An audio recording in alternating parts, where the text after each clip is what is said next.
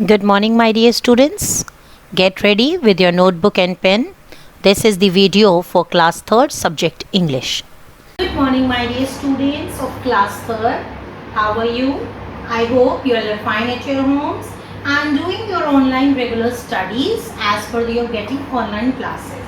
So students, today I am here to start your first chapter of your English book, The Conquer English. This is your new book of English. The first chapter, we are going to start the first chapter of this book, English Conquer English. So students, I think you're ready with your books. So open your books and keep a pencil in your hand. जब भी हम कोई theoretical chapter पढ़ते हैं या book पढ़ते हैं, इसलिए ये हमारा काम रहता है कि हम उस समय अपने हाथ में पेंसिल रखें ताकि बीच में जो डिफिकल्ट वर्ड्स आए हम उनके मीनिंग्स को सुने और उन्हें लिख लें. तो जो भी इसमें डिफिकल्ट वर्ड्स बीच में आएंगे मैं आपको उनके मीनिंग्स बीच में बताती जाऊंगी ताकि आप उन्हें नोट डाउन कर सकें और एट द एंड आप उसको याद कर लें. इसके अलावा एंड में भी हम इनके वर्ड मीनिंग्स लिखेंगे बट अभी भी हम आपको बीच में बताएंगे. So open your book, page number 7, A Ruby Return chapter. What is the name of your chapter? Ruby Return. अब हमें ये बताना चाहिए what do you mean by Ruby?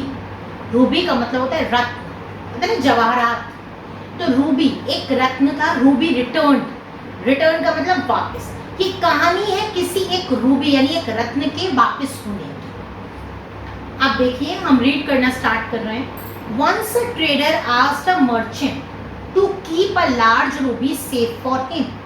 एक बार एक ट्रेडर ने, ट्रेडर कौन होता है?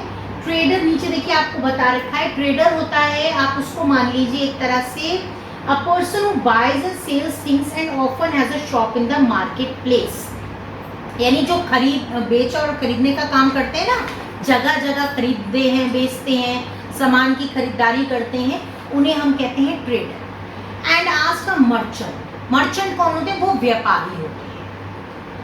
एक ट्रेडर ने एक व्यापारी से कहा कि आप मेरी इस रूबी यानी मेरे इस रत्न को अपने पास संभाल के सुरक्षित रख लें ताकि then he sold away to distant places, ताकि वो अलग अलग जगहों पर जाकर अपना व्यापार कर सके यानी अपनी दुकानदारी कर सके, अपना सामान बेच सके. तो उसे कई जगहों पर जाना था, इसलिए उसने उस ट्रेडर ने एक मर्चेंट से कहा यानी एक व्यापारी से कहा कि आप अपने पास मेरा ये रत्न संभाल कर रख लें. After 4 long years, the trader returned. अब वो क्या हुआ, उसने उस व्यापारी के पास अपना वो अनमोल जो रत्न था यानी कि जो रूबी थी वो उस मर्चेंट के पास रखवा दिया और उसके बाद वो चला गया.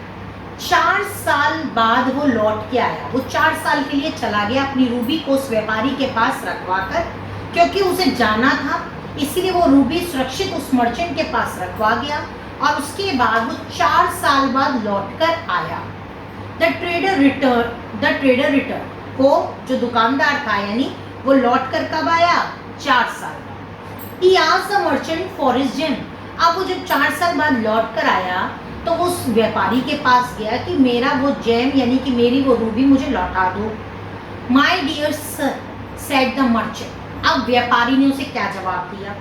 My dear sir, मेरे प्यारे बंधु, I don't have your ruby with me anymore. मेरे पास तुम्हारा कोई भी रत्न नहीं है. जबकि वो रत्न अपना उसको देकर गया था, लेकिन जब वो लौट कर आया और उसने उस रत्न को मांगा तो उसने क्या कहा? मेरे पास तुम्हारा कोई भी रूबी नहीं है. I returned it to you last week. ये तो मैंने तुम्हें पिछले हफ्ते ही लौटा दिया था. Returned मतलब वापस. Last week पिछले ही हफ्ते. No, you didn't return it. No अब वो क्या बोला वो ट्रेडर? नहीं, तुमने मुझे लौटाया नहीं था. Cried the trader. अब वो रोता हुआ रोने लगा. क्यों? क्योंकि जब वो गया था तो उसने वो अपनी अनमोल चीज उस व्यापारी के पास रखवाई थी. 4 साल बाद जब वो लौट के आया और उसने व्यापारी से मांगी तो उसने झूठ कह दिया कि मैंने तुम्हें पिछले हफ्ते ही लौटा दी थी. अब वो रोता हुआ बोला कि नहीं, आपने मुझे नहीं लौटाई थी. Give it to me now and don't lie or else will go to court.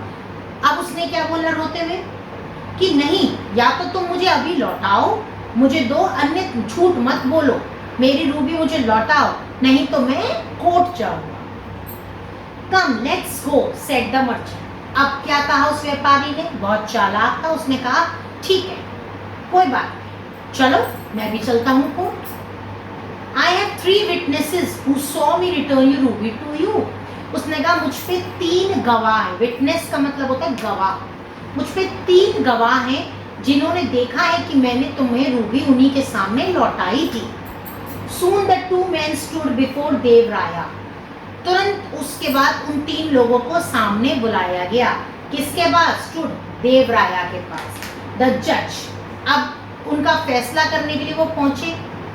अब जब वो फैसला करने के लिए पहुंचे देवराया के पास, देवराया कौन थे? जज थे। उनका फैसला सुनाने वाले को क्या कहते हैं? जज। जज के पास पहुंचे और वहां पर उन्होंने उन 3 लोगों को भी बुलाया। The trader spoke first. सबसे पहले कौन बोला? वो आदमी, दुकानदार, ट्रेडर जो सामान बेचने के लिए अपनी रूबी रखवा के गया था। Your honour, 4 years ago I gave this merchant my ruby, he said today he won't return it। उसने कहा माय लॉर्ड, यानी कि जैसे आपने देखा ना पिक्चर में कहते हैं कि सर, माय लॉर्ड, मैंने 4 साल पहले अपनी एक रूबी इनके पास रखवाई थी और इसको दी थी, और उसके बाद ये कह रहा है कि ये वो मुझे वापस नहीं करेगा। The man